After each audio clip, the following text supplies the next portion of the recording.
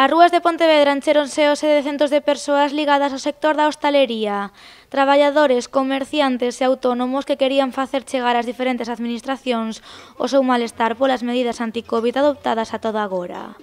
Os hostaleiros aseguran estar afogados, asfixiados e ao borde da ruína.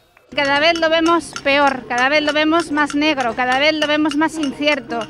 Las ayudas no son ayudas, son parches y con letra pequeña, que después te dicen que tienes que tributar en Hacienda, que después te dicen que los ERTEs te los rechazan porque después de marzo quien hayas contratado no puede ser puesto en ERTE. Esto es un sinsentido.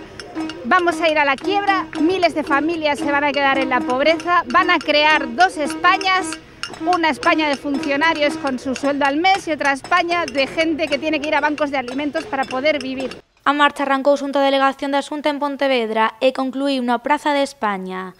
No trasecto, os hostaleiros paráronse diante do Concello da Deputación e da Subdelegación para exixir máis axudas económicas, así como a creación dun ERTE único.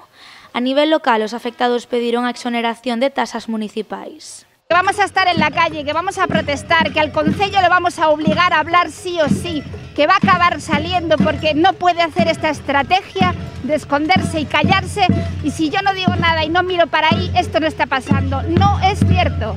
Queremos que el Concello de Pontevedra responda y que exonere las tasas ya.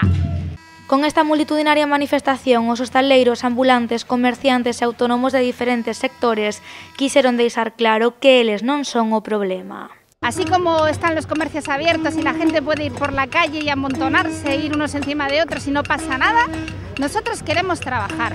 Tenemos el mismo derecho que los demás. No puede ser que unos sean quienes contagien y otros no. O sea, el virus no entiende ni de horarios, ni de espacios, ni de lugares, ni de tipos de empresas.